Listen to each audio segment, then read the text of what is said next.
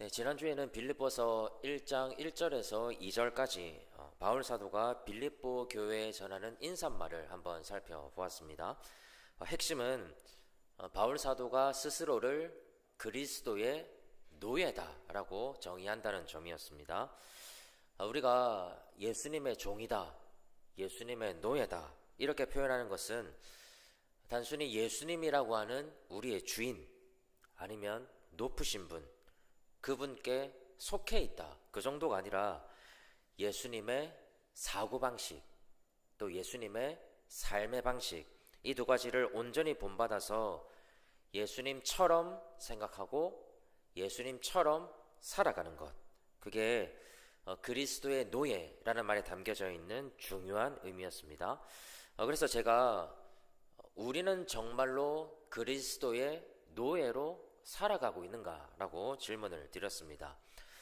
내가 마주하고 있는 모든 문제 속에서 예수님처럼 생각하고 있는지, 내가 맞닥뜨리고 있는 모든 현실 속에서 예수님처럼 살아가고 있는지 우리 스스로가 자문해 보아야 합니다.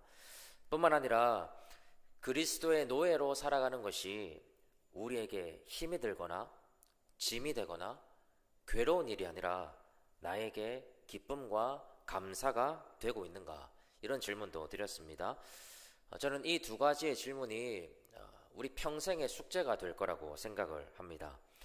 내 삶의 모든 중심을 예수님께로 맞춰놓고 예수님이 가셨던 길을 기쁨으로 따라 걷는 것, 그것이 그리스도의 노예가 바라보는 신앙의 지향점이라고 할 수 있겠습니다. 오늘은 3절부터 11절까지를 읽었습니다. 크게 보면 3절에서 8절까지는 바울 사도의 감사기도라고 볼 수가 있겠고요.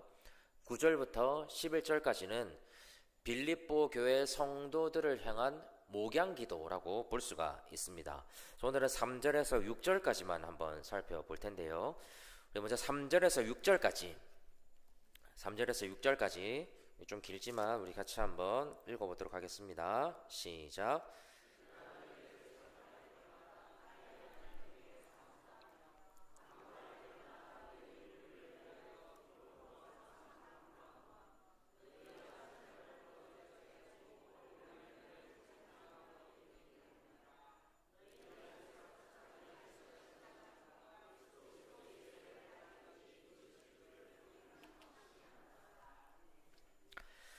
여러분, 제가 첫 시간에 빌립보서는 옥중서신이지만 또 다른 별칭이 하나 있다고 말씀을 드렸습니다. 혹시 기억하십니까? 그렇죠. 기쁨의 서신이라고 하는 별칭을 가지고 있습니다. 3절에서 8절까지 바울 사도가 감옥에 갇혀 있지만 그럼에도 불구하고 왜 기뻐할 수 있었는가, 그 이유가 잘 나타나 있습니다. 4절 한번 보십시오. 자, 4절에 보면 빌립보서에서 처음으로 기쁨이라는 말이 등장을 합니다. 바울 사도는 빌립보 교회 성도들을 위해서 항상 기쁨으로 간구한다라고 말씀을 하죠. 자, 그런데 이렇게 기도할 때마다 기쁨으로 기도하는 이유가 5절에 나와 있습니다. 자, 우리 5절만 다시 한번 읽어볼까요? 5절입니다. 시작.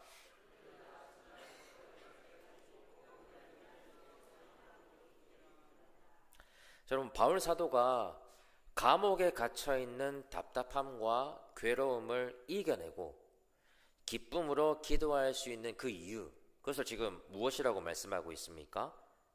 첫날부터, 그러니까 바울 사도가 빌립보 지역으로 가서 복음을 전하던 첫날부터 지금 이 편지를 쓰고 있는 순간까지 빌립보 교회 성도들이 복음을 위한 일에 참여하고 있기 때문이다 라고 말씀을 하고 있습니다.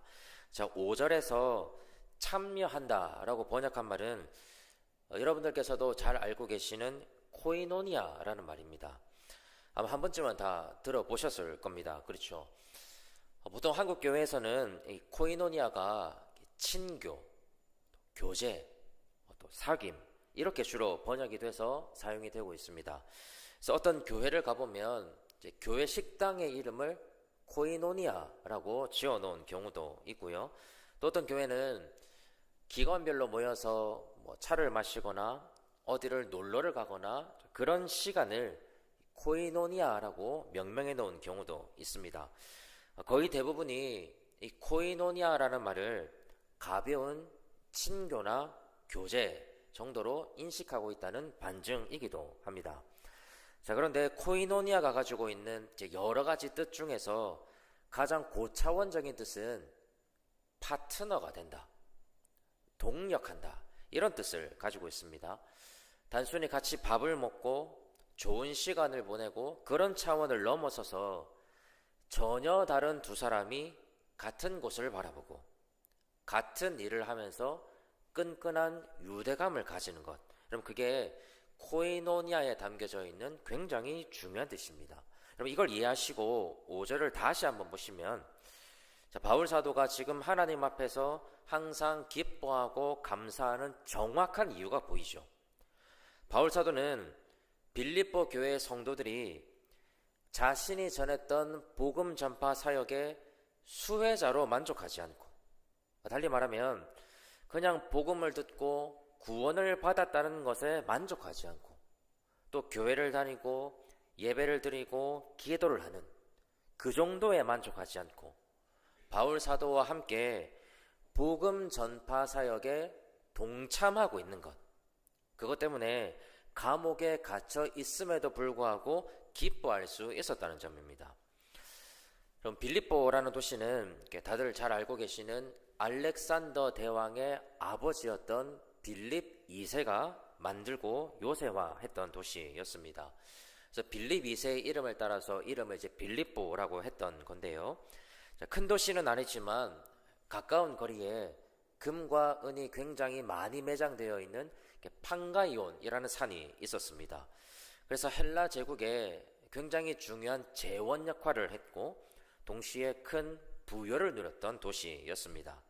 자, 그러다가 로마 제국이 들어서고 주전 31년에 아우구스투스 황제가 빌립보 도시를 로마의 제국으로 편입을 시키게 됩니다.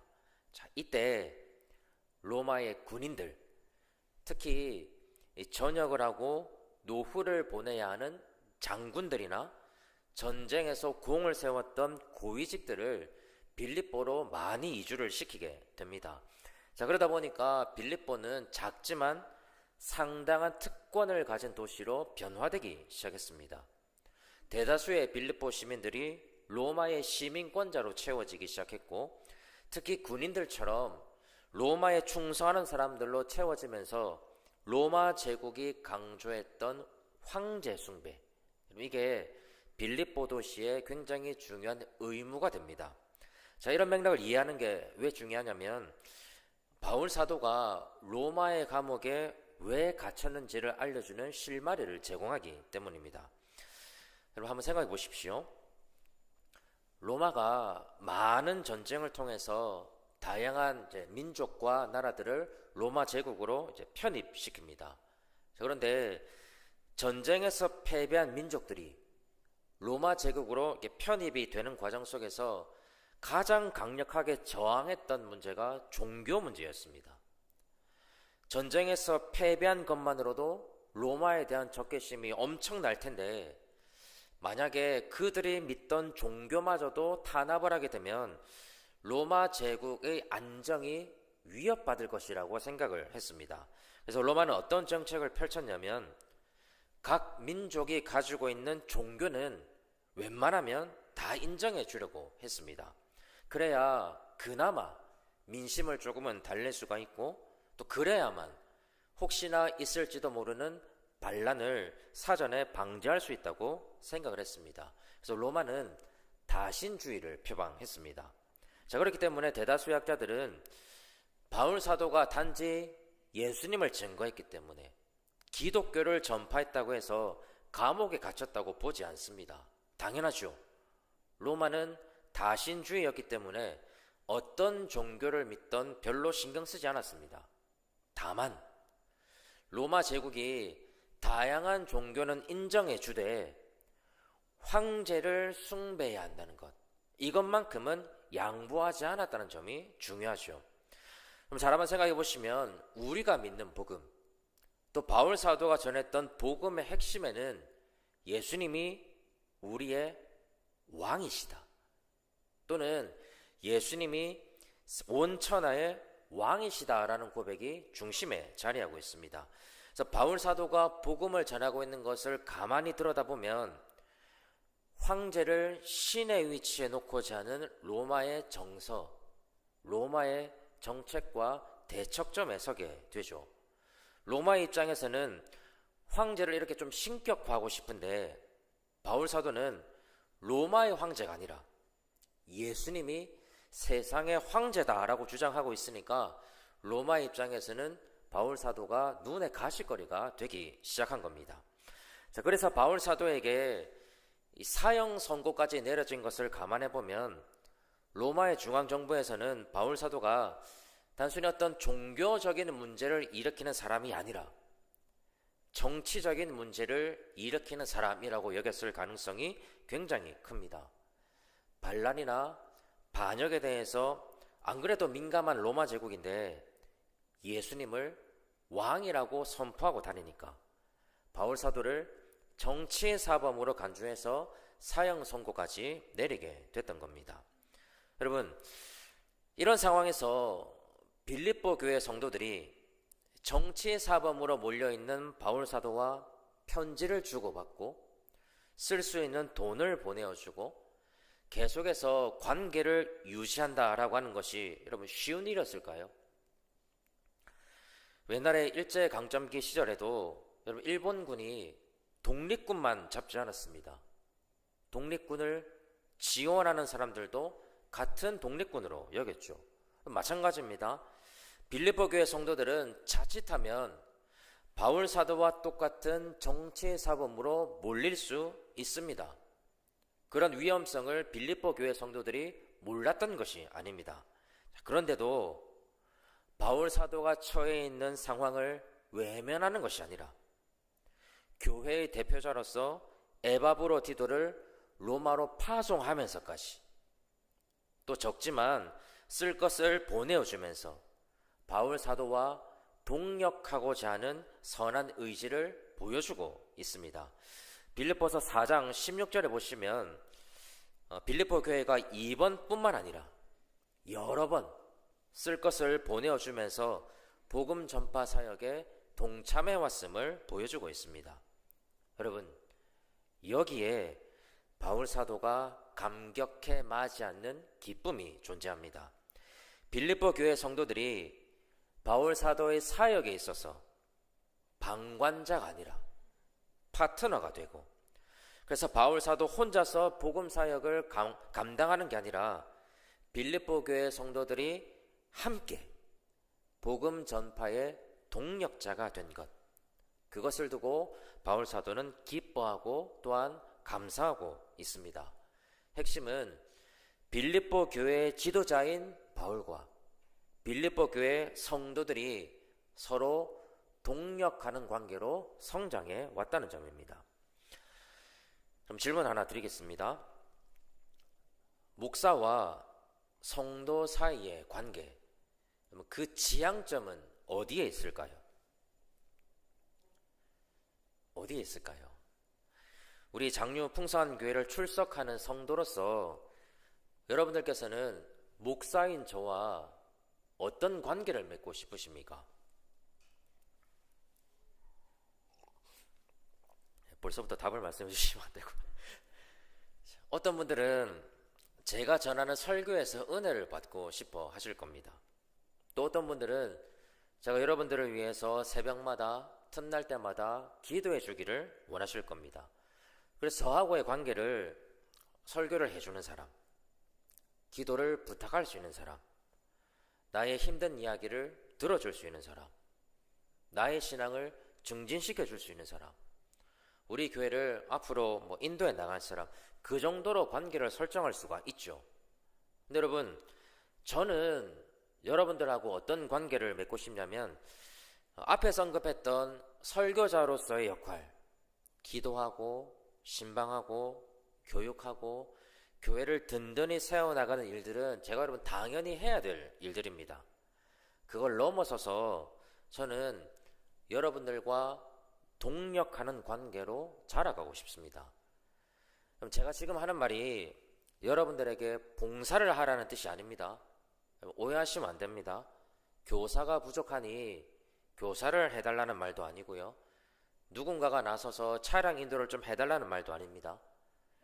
목사와 성도 사이의 관계, 그 관계에서 저를 돕거나 교회의 어떤 부수적인 일들을 감당해달라는 뜻이 아니라 저와 여러분이 함께 하나님께서 맡겨주신 일들을 해나감에 있어서 한 마음이 되고 한 뜻이 되어서 함께 머리를 맞대고 함께 의견을 개진하고 함께 논의하고 함께 결정하면서 우리 교회를 향한 하나님의 뜻을 함께 발견하고 함께 찾아 나가자는 의미입니다. 그런 의미에서 여러분, 저는 동력자가 필요합니다. 저의 동력자가 아니라 주님께서 피 흘려 값주고 사신 우리 교회를 함께 세워나갈 하나님의 동력자가 필요합니다. 우리 장려 풍성한 교회가, 여러분, 제가 담임이 됐다고 해서 저의 교회도 아니고요, 여러분들의 교회도 아닙니다. 그럼 착각하시면 안 됩니다. 하나님이 세우신 하나님의 교회입니다. 하나님께서 주인이 되시고 하나님께서 주권적으로 일하시고 하나님이 선두에 서서 하나님이 이끌어 가실 하나님의 교회입니다. 감히 저 스스로를 우리 교회에서 가장 중요하거나 가장 꼭대기에 있는 사람이라고 생각하지 않습니다. 그래서 더더욱 함께 마음을 모아주실 분들이 필요합니다. 여러분, 하나님은 오늘도 주님의 교회를 세워갈 수 있는 동력자를 필요로 하십니다. 저는 하나님의 교회를 세워나가기 위한 하나님의 동력자로 부름을 받았을 뿐입니다. 그런데 그 부르심은 저에게만 해당되지 않습니다. 이 자리에 계시는 모든 분들에게도 동일합니다. 저와 여러분이 하나님의 동력자로 함께 세워져서 함께 뜻을 모으고 한 마음으로 주님의 교회를 섬겨 나가기 시작할 때, 여러분, 그때 비로소 저에게도 여러분들에게도 하나님이 허락하시는 참된 기쁨이 회복된다는 사실입니다. 저와 여러분들 사이의 코이노니아, 그 지향점이 어디에 있어야 하는가? 저는 그 관계가 그냥 친교, 교제의 관계에 머물러 있지 않으면 좋겠습니다. 물론 같이 시간을 보내고 같이 놀러도 가고 같이 밥도 먹고 그런 관계가 너무나도 소중하지만 그런 관계에 머물러 있지 않기를 바랍니다. 서로 동력하는 관계로 자라갈 수 있기를 기대합니다. 그래서 제가 교회를 위해서 고민하는 일들을 여러분들이 헤아려 주시고 함께 짐을 져주시고 함께 기도해 주셔서 성경이 말하는 참된 코이노니아, 그 동력함에 이룰 수 있기를 기대해 봅니다. 하나님께서 저를 포함한 이 자리에 계시는 모든 분들의 마음, 모든 분들의 힘, 모든 분들의 능력과 재능, 모든 것들을 사용하셔서 우리 모두가 함께 각자의 위치와 자리에서 주님의 몸된 교회를 세워나갈 수 있는 그런 동력자로 자라갈 수 있기를 주님의 이름으로 간절히 소망합니다. 이제 6절을 한번 보실까요? 자, 바울 사도가 감옥에 갇혀 있지만 그럼에도 기뻐할 수 있는 두 번째 이유는 빌립보 교회 성도들 안에서 착한 일을 시작하신 하나님이 예수님이 다시 오실 그날까지 그 착한 일을 친히 이루어 가실 줄을 확신하기 때문입니다. 자, 여러분, 여기서 착한 일은 무엇을 의미할까요? 우리 안에서 시작하신 착한 일, 주님이 다시 오실 그날까지 이루어 가실 착한 일, 그 무엇을 의미할까요? 바로 우리의 구원을 의미하고 있습니다. 여러분, 구원은 하나님이 시작하시고 하나님이 마치는 일입니다. 그래서 에베소서 2장 8절에 보면 구원은 우리에게서 난 것이 아니고 하나님의 선물이다라고 말씀을 하시죠. 자, 그렇다면 여기서 질문 하나 드리겠습니다. 우리의 구원을 하나님께서 시작하시고 하나님께서 마치신다면 우리는 여러분 정말로 가만히 있어도 될까요? 그냥 가만히 있으면 하나님께서 시작하시고 하나님께서 마치셔서 우리의 구원이 완성될 수가 있을까요? 어떻게 생각하십니까? 우리 이 질문에 답을 하기 위해서는 구원이 무엇인가에 대한 조금 더 진전된 논의가 필요합니다. 그리고 구원은 우리가 예수님을 믿는 믿음 때문에 죽어서 천국으로 가게 되는 것, 그걸로 축소될 수 없습니다. 성경이 말하고 있는 구원은 우리의 미래에만 국한되어 있는 것이 아니고요, 우리의 과거와 우리의 현재와 우리의 미래를 다 통합합니다. 우리는 예수님을 만나기 전에 다 죄인이었습니다. 하지만 하나님께서 우리 안에서 구원의 길을 열어가 주십니다. 예수님을 알게 하시고 예수님을 고백하게 하시고 믿을 수 있도록 성령 안에서 역사해 주셨습니다. 이 구원이 우리가 죽어서 가게 될 천국을 보장할 뿐만 아니라 우리가 아직은 가보지 않았지만 천국에서의 삶을 현재에서도 살아갈 수 있도록 도와주죠. 달리 말하면 우리는 구원의 어떤 미래적인 측면만 강조하는 경향이 있지만 성경은 구원의 미래적인 측면뿐만 아니라 현재의 측면, 내가 지금 살아가고 있는 이 삶의 현장이 곧 하나님의 나라, 천국으로 바뀌도록 역사하는 것이 바로 구원이라고 설명한다는 점입니다. 그래서 구원의 현재성, 우리가 이것을 깊이 깨달아야 내가 죽어서 천국을 간다, 여기에 머물러 있지 않고 내가 지금 바로 여기서 내가 살아가고 있는 삶의 현장에서 어떻게 하나님의 나라를 이루어갈 수 있을 것인가를 고민하게 되죠. 무엇이 구원받은 자에게 합당한 현재의 삶인지, 빚진 자로서 어떻게 살아가는 것이 내가 구원에 보답한 길인지, 구원받은 자에게 하나님이 원하시는 삶의 열매가 무엇인지, 그래서 내가 이 땅에서 확장시켜 나가야 할 하나님의 나라는 무엇인지 진지한 고민으로 이어지게 만듭니다. 여러분, 그런 의미에서 우리가 기억해야 될 것은 하나님은 우리의 구원을 시작하시고 완성하시면서 하나님이 주권적으로 일하시지만 동시에 우리에게 변하려는 의지와 변할 수 있는 능력도 함께 부어주신다는 점입니다. 그래서 우리는 하나님이 구원의 길에 가장 앞에 서 계시지만 그 구원의 여정에 내가 동참해야 한다는 마음을 먹어야 합니다. 그냥 구원을 받은 것에 만족하고 미래에 가게 될 천국만 바라보면서 살아갈 것이 아니라 내가 지금 살아가고 있는 이 땅, 나에게 주어주신 가족이라는 울타리, 나의 직장, 내 삶의 모든 현장들을 하나님의 나라로 변화시켜 나가는 이 구원의 현재성이 우리에게도 중요한 사명이 되어야 한다는 점입니다. 그래서 나중에 2장으로 여러분 넘어가면 제가 다시 한번 설명을 드리겠지만 빌립보서 2장 12절 마지막 부분에 항상 복종하여 두렵고 떨림으로 너희의 구원을 이루라 라고 말씀하십니다.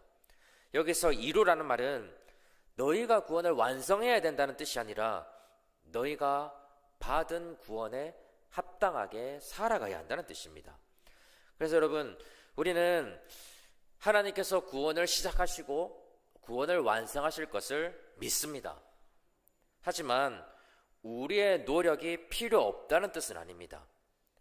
우리가 구원을 이루어가는 데는 할 일이 없지만 구원을 받은 자로서 구원에 합당하게 현재를 살아가려는 노력이 필요합니다.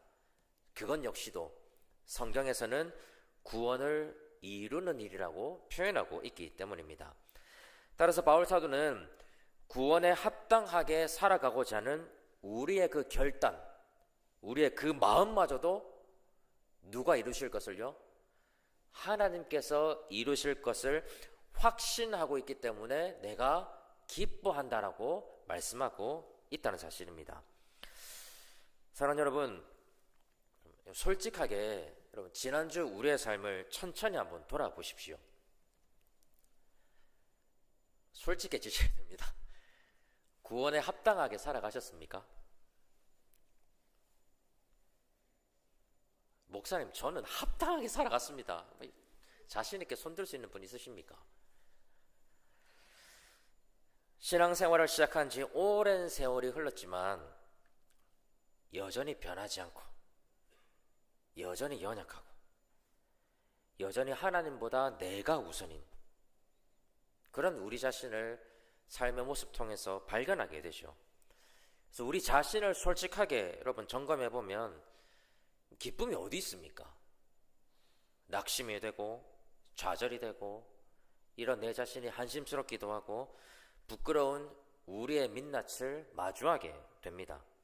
그럴 때 우리가 우리 자신을 보면 안 됩니다. 우리 자신을 보면 더 실망할 수밖에 없습니다. 그럴 때일수록 누구를 봐야 하겠습니까? 하나님을 바라보셔야 됩니다. 나를 보면 소망이 없습니다. 고집도 세고 포기할 줄도 모르고 주님을 닮아가기보다 나이가 들면 들수록 내 자아가 더 견고해지는 모습 속에서 우리는 어떤 희망도 발견할 수 없습니다. 하지만 하나님께서 친히 우리를 바꾸어 가실 것입니다. 성령 하나님께서 우리 안에 역사하셔서 우리가 구원받은 자답게 그리스도의 제자답게 하나님의 백성답게 살아갈 수 있도록 우리가 아니라 하나님이 일하실 것을 우리도 확신해야 한다는 점입니다. 그래서 여러분 우리는 부족해도 기뻐할 수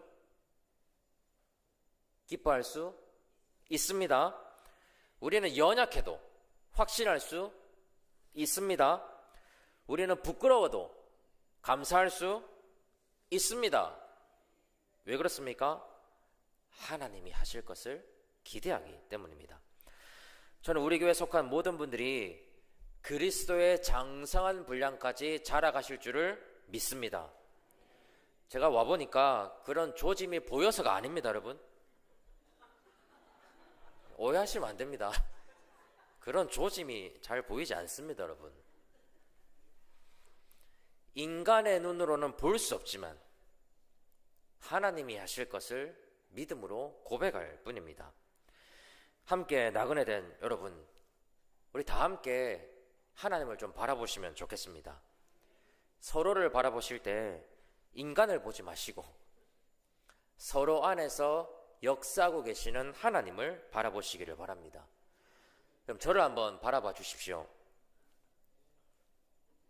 여러분, 저를 보실 때 다시 한번 잠깐 저를 보지 마시고 저를 다시 보실 때 여러분 제 안에서 역사하시는 하나님을 볼 수 있도록 한번 노력하시면서 저를 한번 다시 한번 바라봐 주십시오. 다르게 보이십니까? 다르게 보이셔야 되는데 하나님의 시선으로 여러분 보면 그러면 여러분 저 조금 이뻐 보일 수 있습니다. 이뻐 보이십니까? 저도 여러분들을 항상 그런 눈으로 바라보겠습니다. 여러분들 안에서 역사하시고 구원을 이루어 가실 또 구원에 합당하게 살아갈 수 있도록 반드시 도우실 우리 하나님을 함께 바라볼 수 있도록 노력하겠습니다. 여러분들이 서로를 바라보실 때도 그렇게 좀 바라보시면 좋겠습니다. 여러분 공동체 연합이 일어날 수 있을까요? 근데 우리의 모습만 보면 여러분 이 사회의 흐름만 보면 이렇게 개인주의가 강화된 이 시대에서 공동체 연합이라는 게 여러분 너무 먼 이야기처럼 느껴지지 않으십니까? 할 수 있을까요? 인간의 시선으로는 불가능합니다. 우리 모두가 하나님의 시선을 가지고 하나님이 역사하실 것을 인내하고 기다리고 소망하면서 서로를 바라보기 시작해야 여러분 그제서야 서로를 좀 긍휼히 여겨줄 수 있고, 조금 실수를 해도 용납해 줄 수가 있고, 조금 부족하더라도 세워줄 수 있게 됩니다. 이 사실을 좀 잘 기억하셔서 우리 교회가 2026년 하나님 안에서 서로를 뜨겁게 사랑하고 공동체의 깊은 연합으로 나아갈 수 있는 그런 귀하고 복된 교회로 자라갈 수 있기를 주님의 이름으로 간절히 축복합니다. 우리 찬송가 289장